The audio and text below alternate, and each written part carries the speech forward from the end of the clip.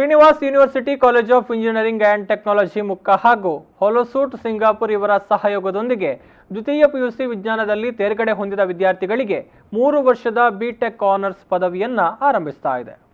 ಶೈಕ್ಷಣಿಕ ಕ್ಷೇತ್ರದಲ್ಲಿ ಮುಂಚೂಣಿಯಲ್ಲಿರುವ ಶ್ರೀನಿವಾಸ ವಿಶ್ವವಿದ್ಯಾಲಯದಲ್ಲಿ ಪ್ರಸಕ್ತ ವರ್ಷದಲ್ಲಿ ನೂತನ ಕೋರ್ಸ್ಗಳನ್ನು ಪರಿಚಯಿಸ್ತಾ ಇದ್ದಾರೆ.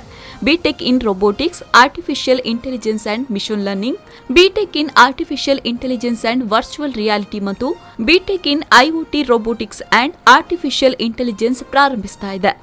ಭಾರತದಲ್ಲಿರುವ ರೋಬೋಟಿಕ್ ತಂತ್ರಜ್ಞಾನವನ್ನು ಹಲವಾರು ಕ್ಷೇತ್ರದಲ್ಲಿ ಬಳಕೆ ಮಾಡಲಾಗ್ತಾ ಇದೆ.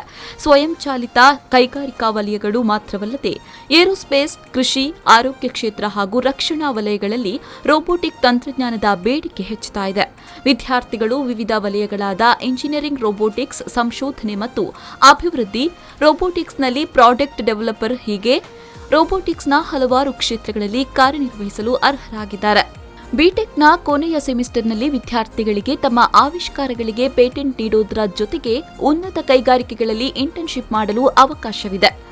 ವಿಶ್ವವಿದ್ಯಾಲಯವು ಕ್ಯಾಂಪಸ್ನಿಂದ ಬ್ಯಾಂಕ್ ಶಿಕ್ಷಣ ಸಾಲ ವ್ಯವಸ್ಥೆಯನ್ನು ನೀಡುವುದರೊಂದಿಗೆ ದಕ್ಷಿಣ ಕನ್ನಡ ಮತ್ತು ಉಡುಪಿ ಜಿಲ್ಲೆಗಳ ತಾಲೂಕು ಕೇಂದ್ರಗಳಿಂದ ಕಾಲೇಜು ಬಸ್ ಸೌಲಭ್ಯವನ್ನು ಒದಗಿಸ್ತಾ ಇದೆ.